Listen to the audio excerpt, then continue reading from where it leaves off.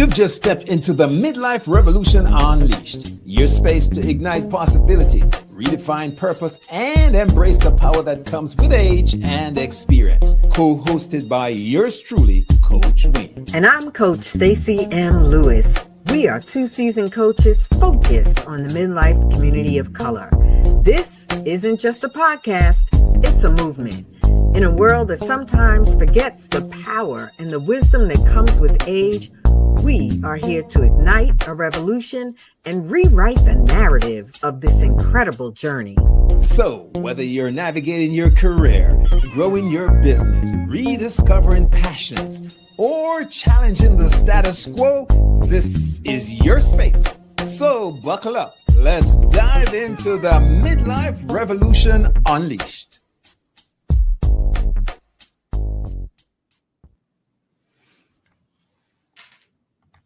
Hey, good afternoon, good morning, good night, good midday, good something, everyone.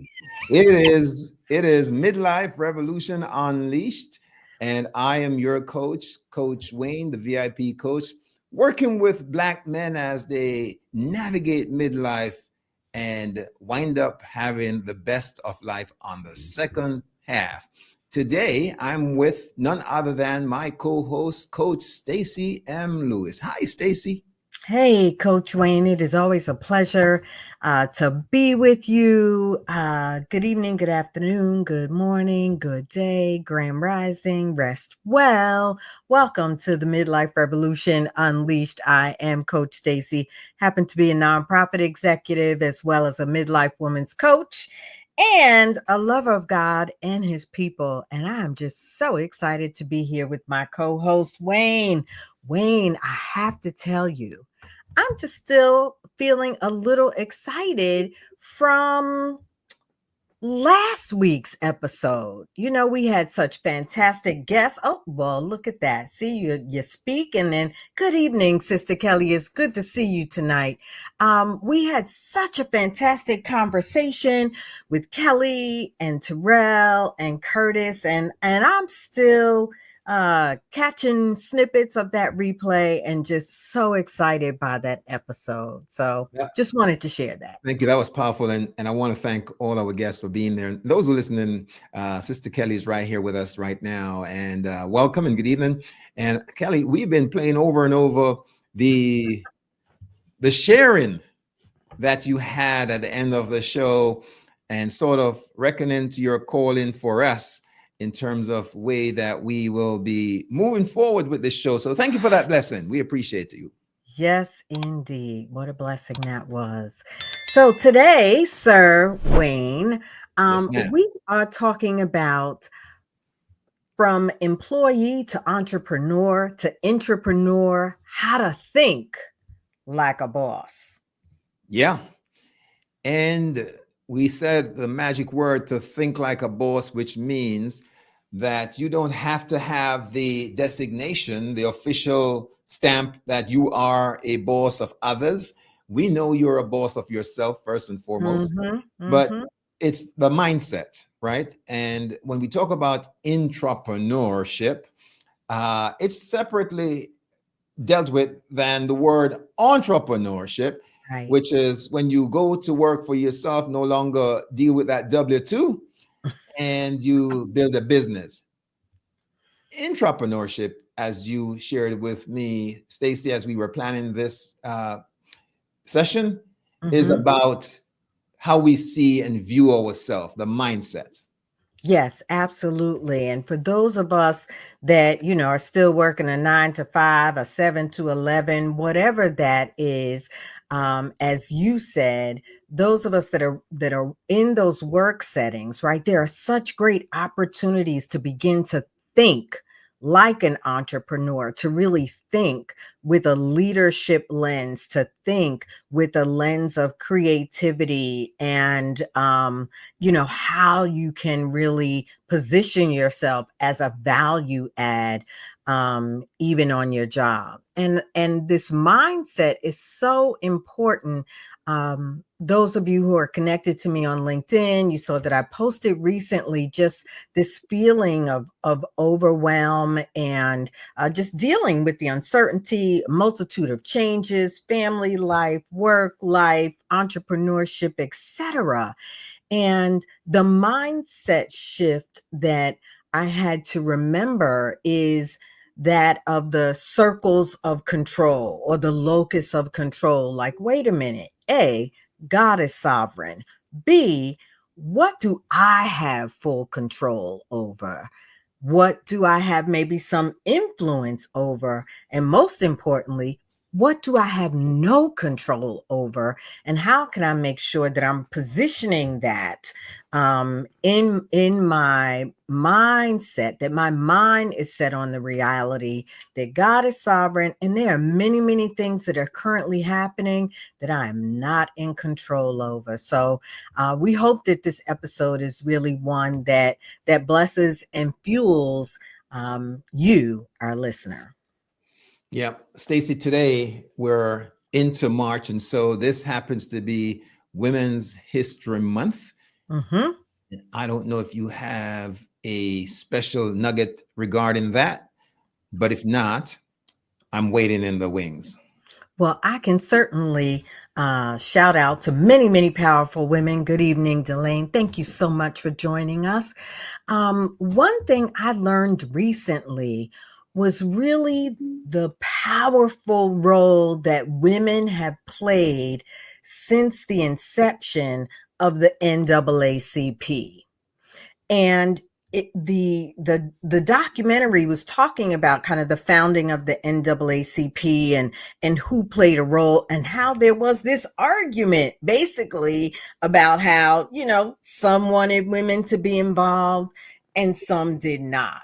Yet when women were involved, the power and the impact of the NAACP grew significantly. So that is today's kind of shout out to Women's History Month, and really the power and the impact that women bring to everything that we do. Amen. Amen. Stacey, I gotta tell you that no shame in my game. I had very strong, nurturing, loving women in my family from the get-go. My mom, my two sisters, and my current wife, and along and my daughters. Just been blessed in that department, and so Mhm. I'm always one who celebrates the queendom that's among us. And so, yes, happy Women's History Month to all the females listening in.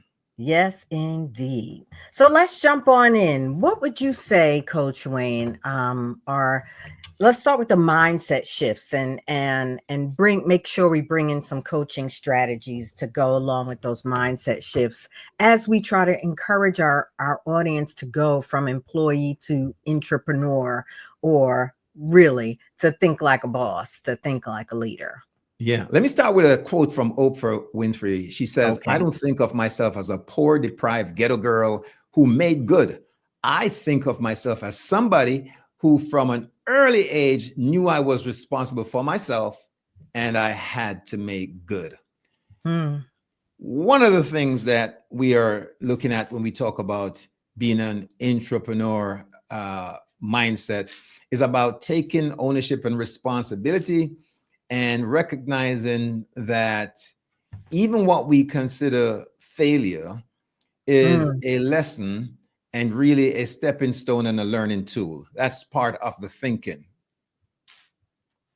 It really, really is an important part. And I think that we go through failures, I say in air quotes, um, every day, but we really get the opportunity. I think that coaching nugget is to remind everyone of the opportunity to reframe those failures in ways that the lesson is what rises to the top, not the failure or what went wrong, but what you learned is what rises to the top. That's what's most important.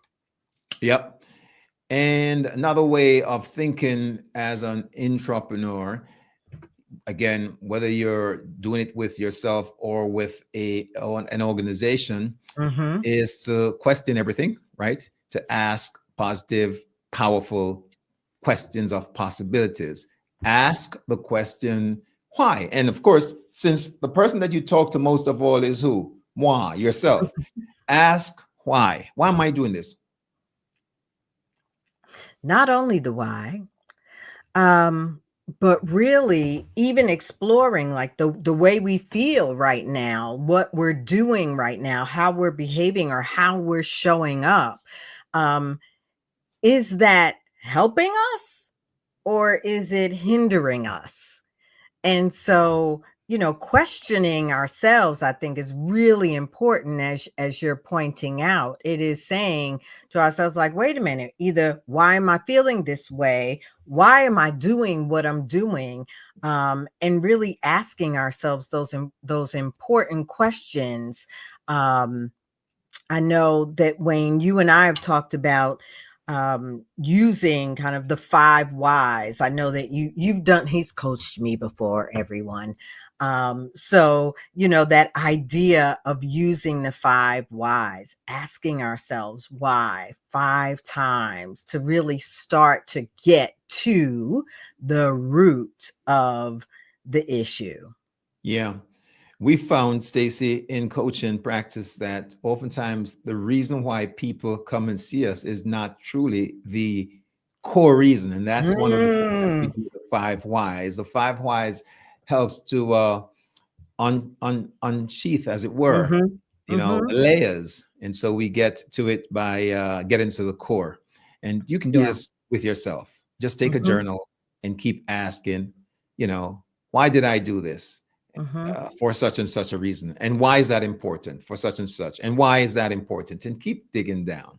Yeah, yeah, get beyond the symptoms to the real foundation, the real heart of the matter. And guess what's going to happen, Stacy? What's that? Sometimes during that process, you're going to feel a sense of discomfort, uncomfortable. Mm. And it's okay. Part of the intrapreneurial thinking is to challenge yourself and be in spaces where you're not familiar, where there's discomfort, and push through anyway. Yes, yes, yes, and yes. We are not saying put yourself in dangerous situations. What we are saying is that we have to push ourselves, whether on the job, in our business, even in our general lives. Often we have to push ourselves beyond our comfort zone, right? Beyond what makes us feel like, oh yeah, all is well, and I'm not going to pursue those dreams, passions, desires, or what God is telling me to do.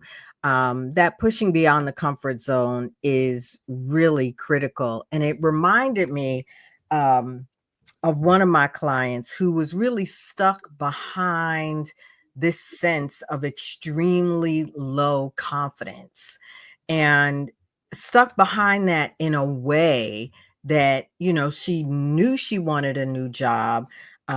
She kept looking at and applying for new jobs, but I could see and sense that the way she was even doing that was from this place of no confidence. And so to work with her to really begin to position, to shift her mindset and really position herself in a way that allowed her to take bold steps, right? Bold steps, and not only applying for jobs that were like, okay, but bold steps and applying for jobs that were maybe a bit of a stretch for her and really showing up in those interviews from a new place with a new mindset. And so that, and it wasn't comfortable, but she did it. Whoop, whoop, whoop. And as Kelly's saying, the growth usually happens, the breakthrough usually happens when you leave the comfort zone. See, the Yes. comfort zone, it's same old, same old. And so you're not pushed to take yourself to the next level, to test yourself. And it's like, think about physically going into the gym. If Mm-hmm. you are managing the same exercise for a year straight, meaning you're at your limit and you stay there, nothing happens in terms of stress to the muscles to allow you to get it to the next point. And that's how you get there, which takes us right into the fact that sometimes, Stacy, when we have this intrapreneurial mindset, we have to take calculated risk. Mhm. And in taking these risks, uh, we know we're not going to be just reckless and haphazardly just doing things. We are going to figure it out and be intentional about it. But we do have to take risk, right? You have to. You have to take risks. Otherwise, you stay where you are. So you're right. The two are really interconnected. The comfort, discomfort, and taking those calculated risks. Right. I don't think that either of us are recommending that you're going to just throw care to the wind, right, or throw caution to the wind. I think that's what the saying is, and um, just do it, that you're really going to be strategic and thoughtful, with a sense of preparation about what you're going to do, knowing that there's going to be some risk and there's also going to be potential reward. So you're absolutely right. Take calculated risks. So it's really just weighing, right? Weighing it and asking for discernment, right? Mm-hmm. And Mm-hmm. making sure that we are obedient, as we've been saying. And then, Stacy, one of the other strategies in terms of mindset is around adapting quickly to change, not lollygagging. Stacy, when we were starting this program, and we've talked about it several times, the adjustments, me going back to the boardroom and making sure that the hue was just right and we had the right gold and the right color here and we were centered. And you sit back and you watch and you're like, hey, dude, let's just get it done. Part of the entrepreneurial spirit is to make decisions and trust in the process. You're absolutely right, Wayne. I can't help but laugh because some of those times were really funny. And you're right. It is the balance in the personalities, right? And I guess I'm a little bit less risk averse than Wayne is. And it is important that we encourage even that adaptability, in ways that are supportive, in ways that are encouraging, as opposed to, come on, Wayne, what are you thinking? That's not really helpful. But really adapting quickly to change is that way you do so with the strategy, with encouragement, and you do it in love when you have to really encourage others to adapt quickly to change. In hindsight, as I'm thinking about the taking calculated risk, Stacy, Mm, there's this mhm. 10-10-10 rule that we could have shared. And so let us drop that nugget right now. Sure. If you're paying attention to this, take notes right here. The 10-10 rule is looking at risk through increments of 10 days, 10 weeks, and 10 months or 10 years. And so we're looking at immediate, short term, Mhm. we're looking at intermediate, and we're looking for long term. And what we want to do is see how, by taking these risks, they impact us during these periods. So that's the 10-10-10 rule. Yeah, it is a really great approach. In particular for calculated risk, I think it also works for just decision making, right? Really thinking about the decision from the immediate, the intermediate, and then the long term, can really be a benefit.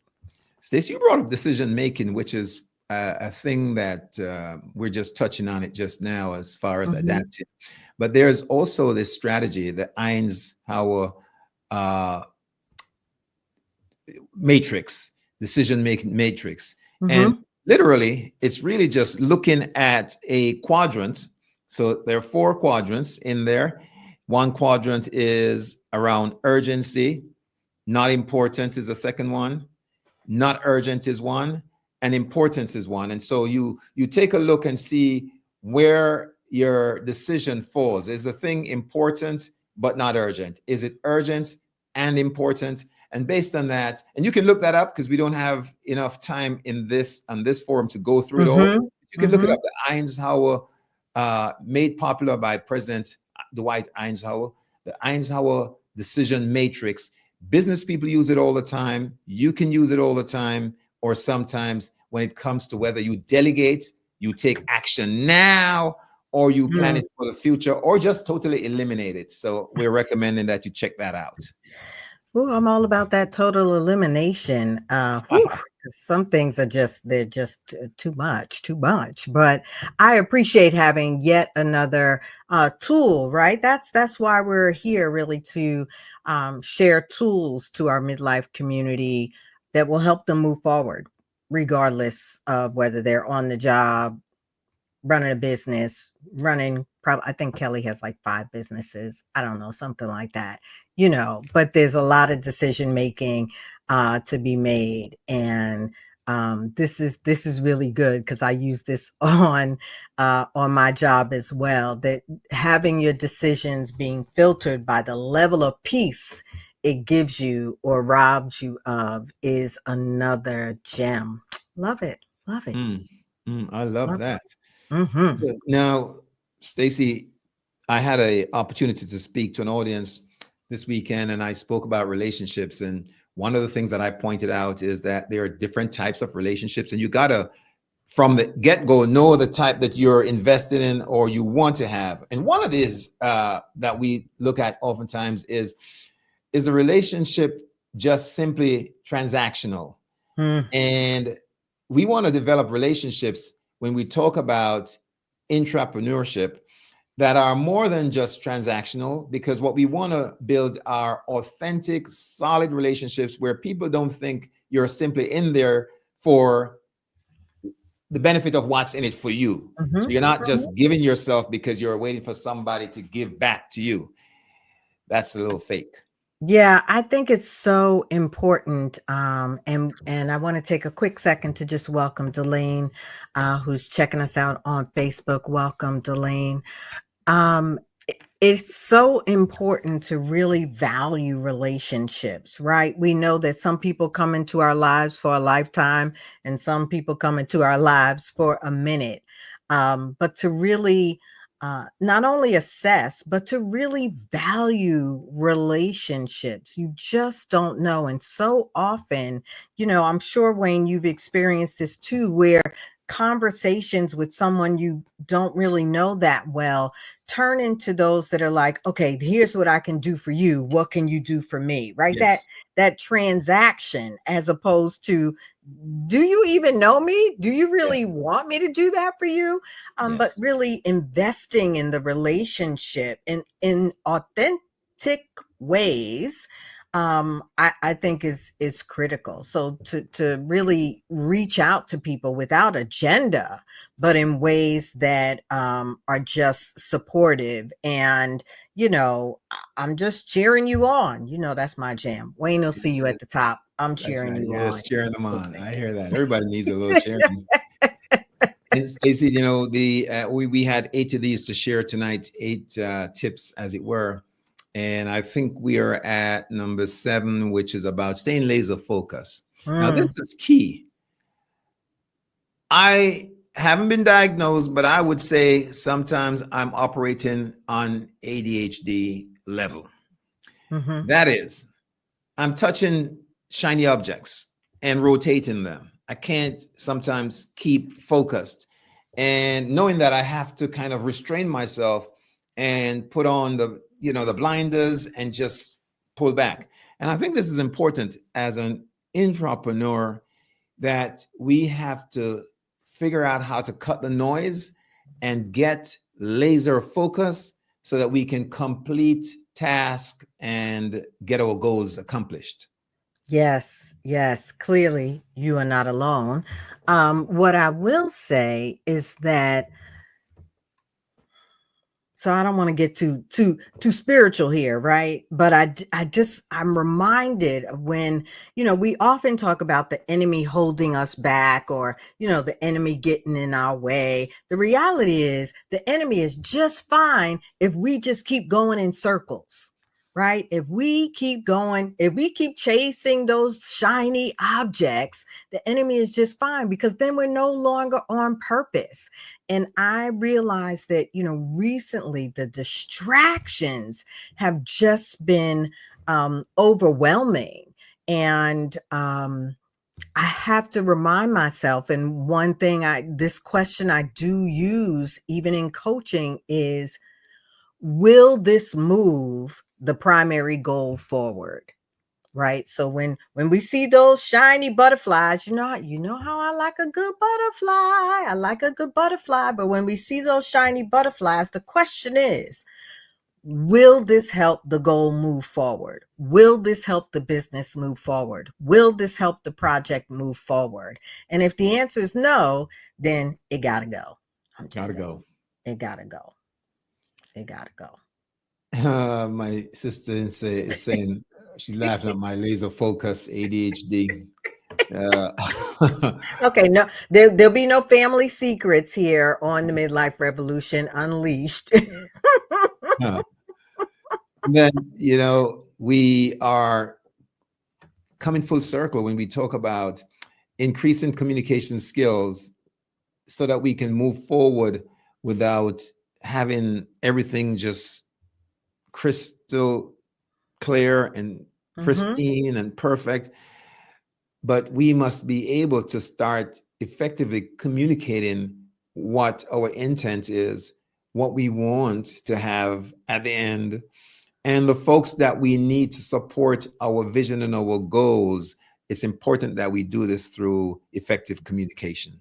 Yes, absolutely. And you, Wayne, were vulnerable a few minutes ago, just talking about how you wanted everything to be perfect for the podcast. That's how he feels about you, Ben Lifers, everybody. That's how he feels about you, that he wants it to be perfect for you, which we know is laudable, but we also know that perfection is a false goal. We can never attain perfection. So you're right. Not only increasing our communication skills, the way we talk to each other, and how we communicate both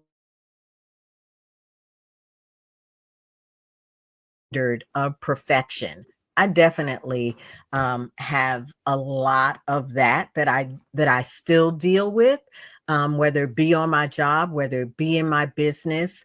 I'm used to, kind of excelling to a standard, and that standard is that, it has to look like I've been working on it for 20 years, right?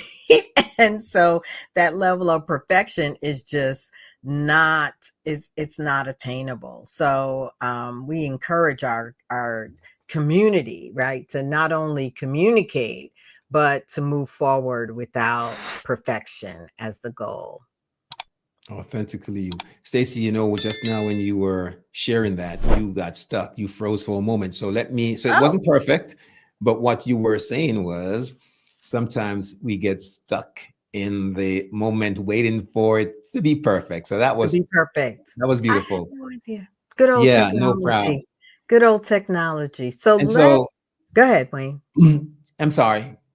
I was just saying it's having that beta mindset Mm, where we are that's good. testing the water, right? That's good. And if we don't move forward, we never know what the product or service is.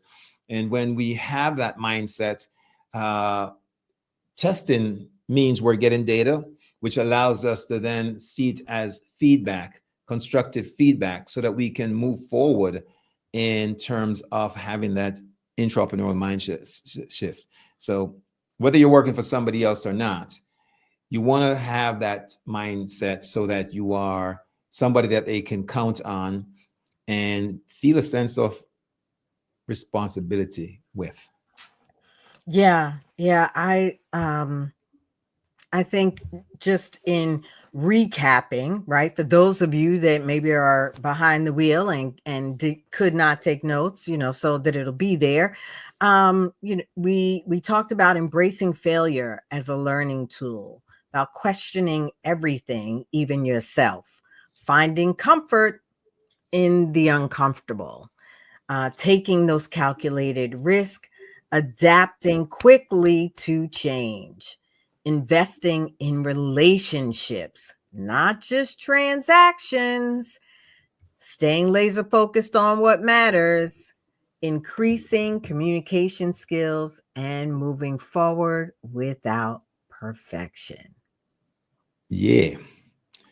I would suggest, Stacy, that you, our listener, that you take it in baby steps. Don't try Mhm. to do it all in one bite.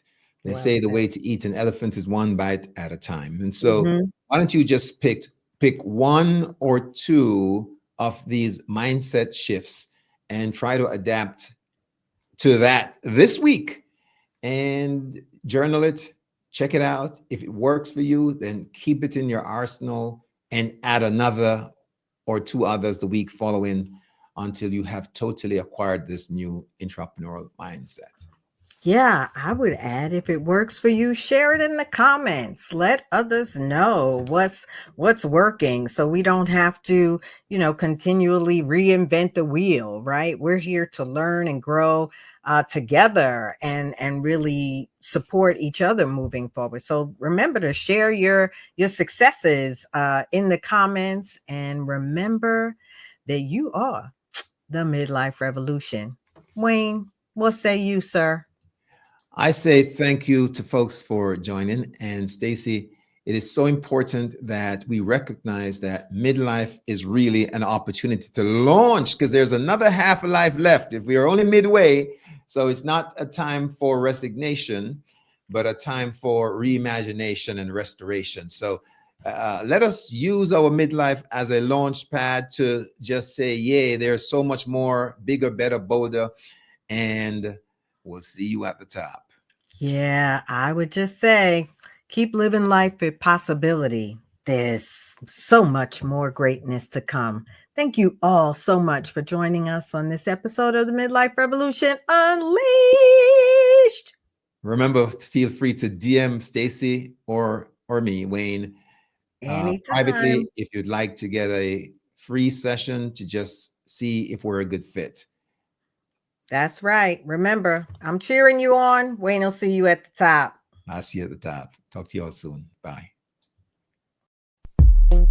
And there you have it, folks.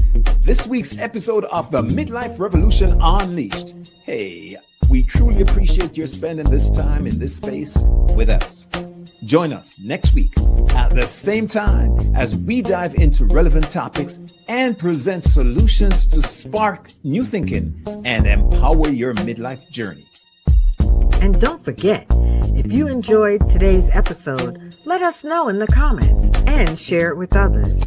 And of course, remember to subscribe, share, like, hit that notification bell. You are the Midlife Revolution Unleashed. I'm Coach Stacy, and I'm cheering you on. And I'm Coach Wayne, and I'll see you at the top.